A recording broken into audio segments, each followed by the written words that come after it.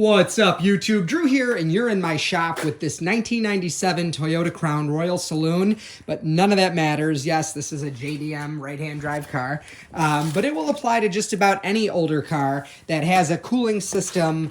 It has the overfill tank. It's not an expansion tank. Those are different terms.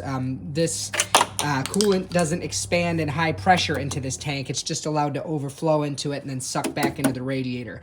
So basically, this is for any sealed system. You go to pour coolant in, and it takes just abnormally long to go down in. That's because there's air in the system, and it has to glug up one bubble at a time to get in there.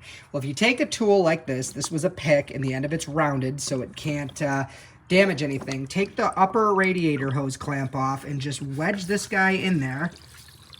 Now all of a sudden it drains like your kitchen sink. The reason for that is the air that the fluid's replacing is able to come out of the little gap you made in the hose. Obviously this is, again, a 1997 Toyota Crown Royal Saloon G with a 2JZ in it. You might be working on a 5SFE Camry, you might be working on a J35 Honda, whatever you're working on.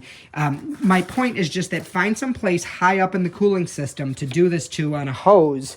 It's kind of like the opposite of when you go to drain a radiator and it takes forever and you take the cap off. Obviously, you can't open the drain because then the fluid would come out. But we need to find a way when we drain a radiator to let air in as the fluid comes out. And when we fill it, it's the opposite. We need to let air out as the fluid goes in. And this is how you do that on this particular car. While this car is torn apart behind me, this is a Toyota Sienna, same type of system.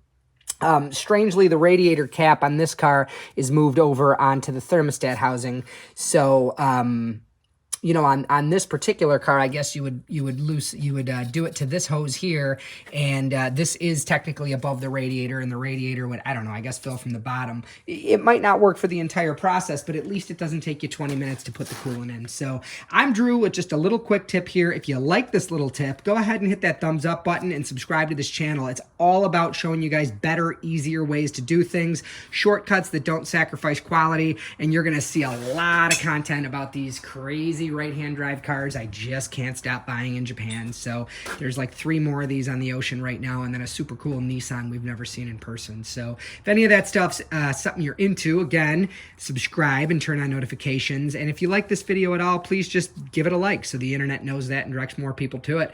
I'm Drew. God bless you. Take care. Enjoy. Bye-bye.